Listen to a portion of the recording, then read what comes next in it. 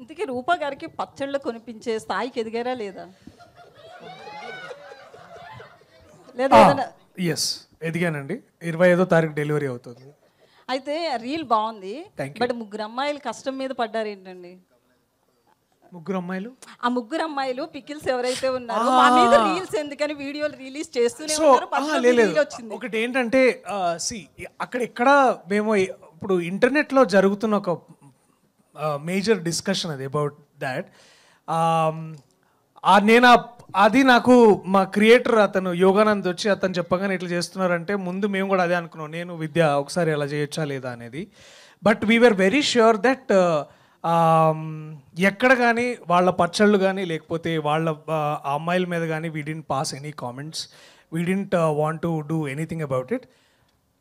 ఇంటర్నెట్లో సాగుతున్న ఒక మేజర్ ట్రెండ్ని మేము కూడా ఫాలో అయ్యి దాని ద్వారా ముందుకు తీసుకెళ్దామని అనుకున్నాము. అక్కడ కూడా నేను పచ్చళ్ళ వ్యాపారం చేస్తా అని I took their side in a way to say that you know ఇదేదో as much as we all want to have fun. ఇప్పుడు ఏంటంటే ఒక సినిమా చూసి మనం ఎక్కడో స్కిట్ చూస్తుంటాం కదా, అట్లనే ఒక రీల్ చూసి నేను కూడా ఇన్స్పైర్ అయ్యి నేను కూడా దాన్ని అట్లా నా వ్యక్తిగత సినిమా దానికోసం వాడుకున్నాను.